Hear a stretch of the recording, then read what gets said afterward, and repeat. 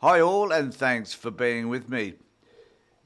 Right as we speak today, the United States is burning. Now, I've predicted over quite a period of time now, at least since Trump's nomination for presidency, that at the end of his, or at some part during his presidency, the United States will start to fall apart. And I think this is being verified as we watch the United States burn. And so this is an important discussion to have because we're starting to see what was actually inevitable.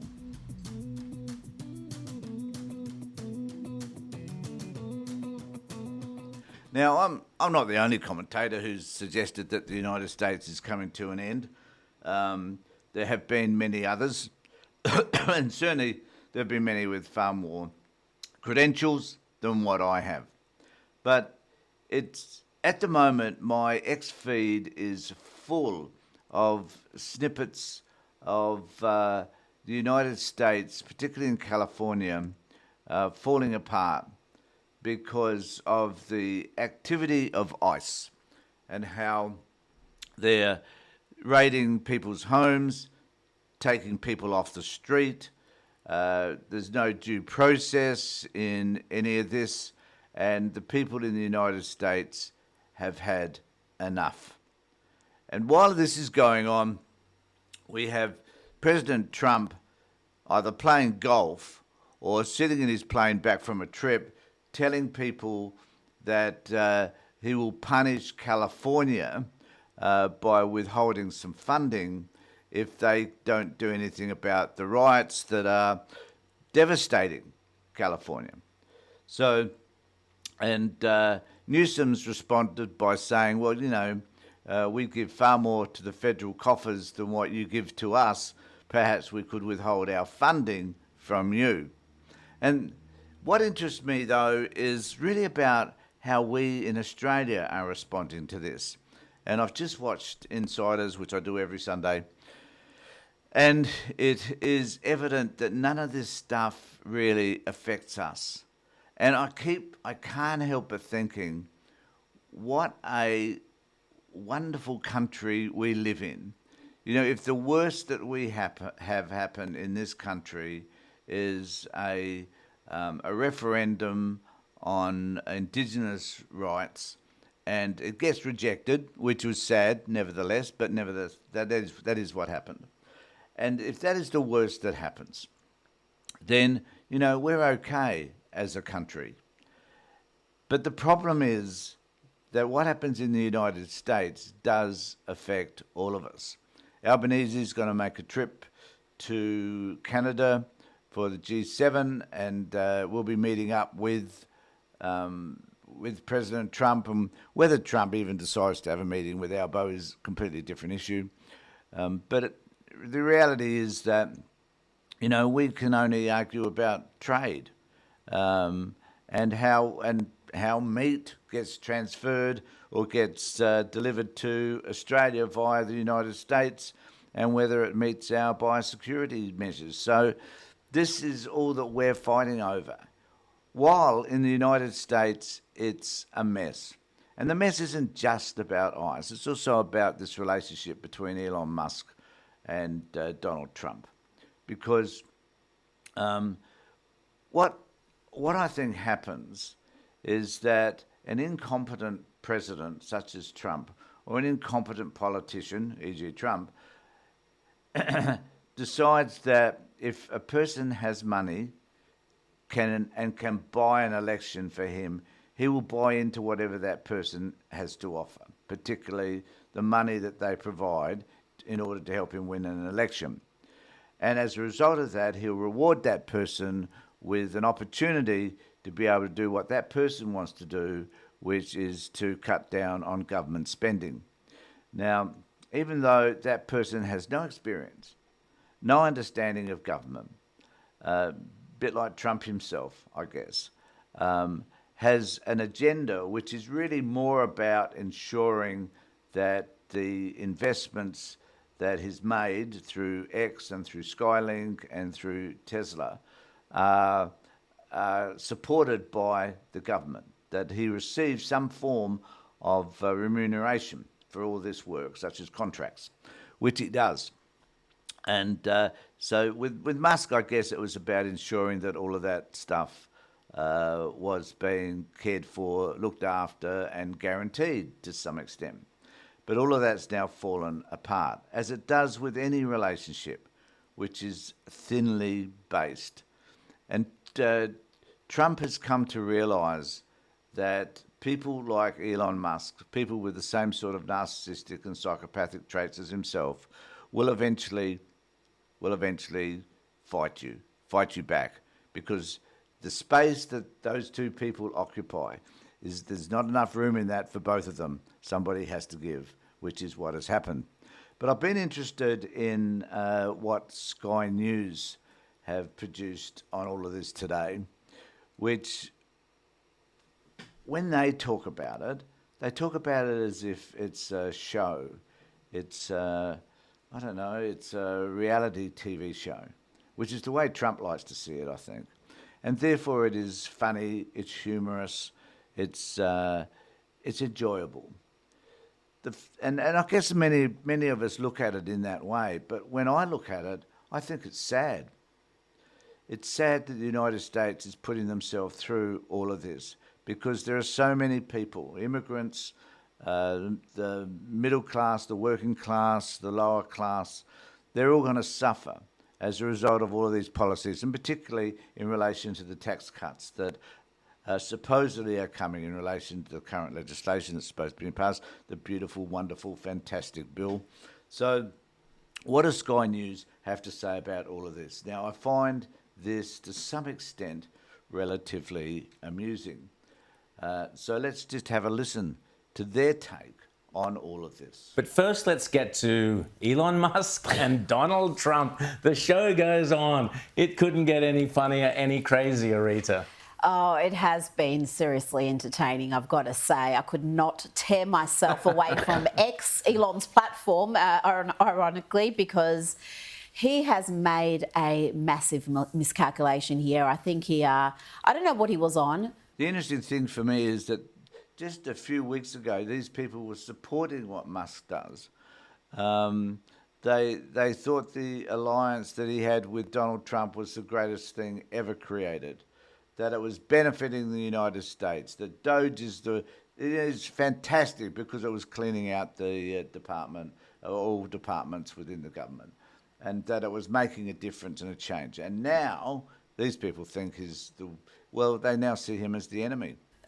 It's been speculated, perhaps ketamine tweets may have been at work, but the ketamine has worn off and he's been going back and doing something he never does, which is deleting certain tweets during that exchange. Possibly the most shocking and the biggest misstep was to say that Trump should be grateful to him. He may be the most he might be the world's richest man. He's not the world's most powerful man, and that's what he's got to realise. And he has, I think, James. But I think worse was the Epstein thing for me. But anyway, we'll talk about the Epstein thing. That was almost a joke in a minute. That's nobody takes that seriously. Because first of all, let's think about this. Donald Trump is a guy who the left tried to put in prison, take his businesses, take off the ballot, do every single thing they could do to him. And I love the way that they're relitigating what actually happened with Trump while he wasn't in power.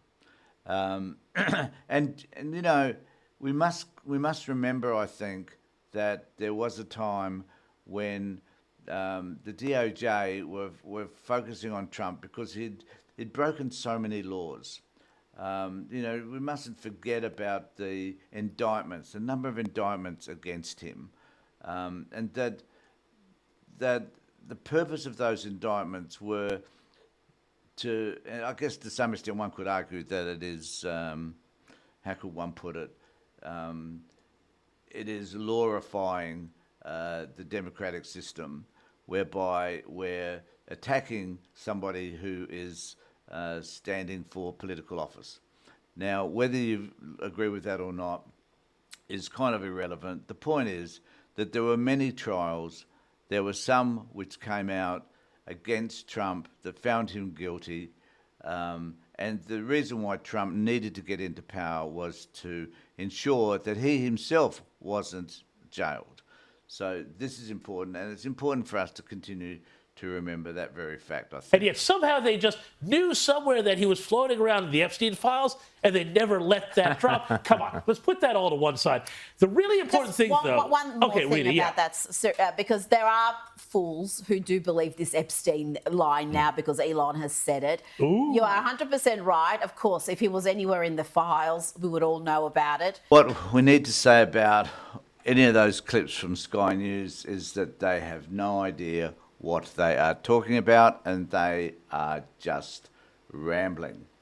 There is an interesting article in The Guardian which focuses on Trump and Musk's very public feud is like Alien versus Predator for political nerds.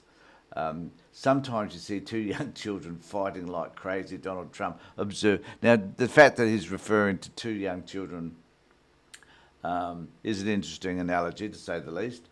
They hate each other and they're fighting in a park, and you try and pull them apart. They don't want to be pulled. Sometimes you're better off letting them fight for a while and then putting them apart. The US president was referring to the war between Russia and Ukraine, but could just as easily have been talking about himself. On Thursday, to the surprise of no one, Trump's bromance with the billionaire tech entrepreneur Elon Musk exploded in a very public feud.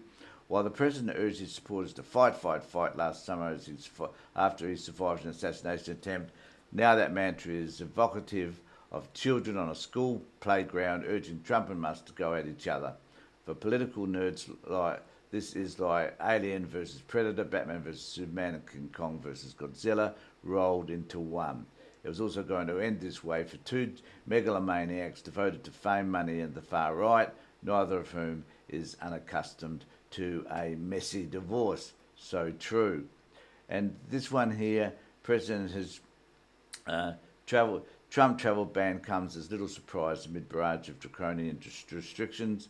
And this leads us into the discussion really about what's happening in relation to the riots, if you like, or the rallies that are being formed in the United States around ICE and people being removed without due process.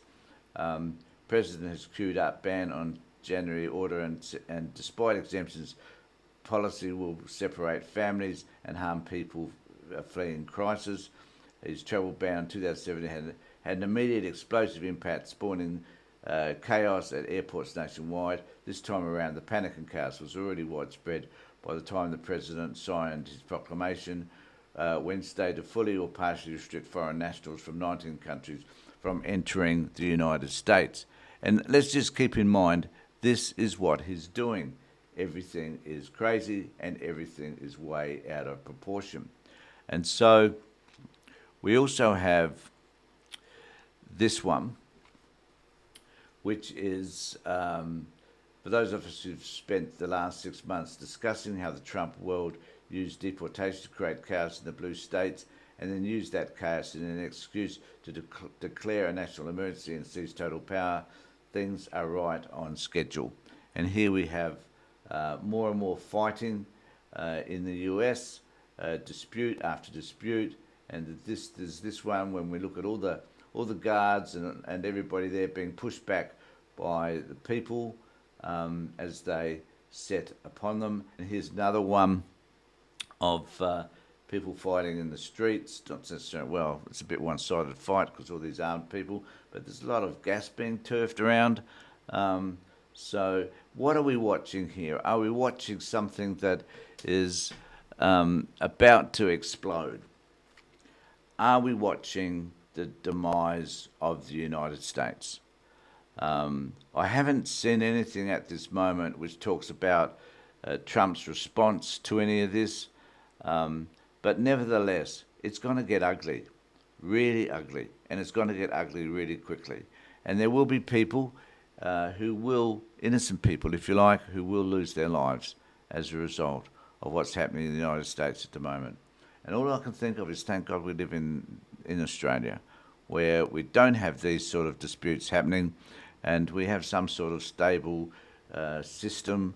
We may not like it from time to time, but at least it's relatively stable compared to the crap that they've got in the US. Let me know what you think about all of this, and remember to subscribe to my channel, ring the bell for further notifications, do all that sort of stuff. In the meantime, take care, look after yourselves, and more importantly, be safe.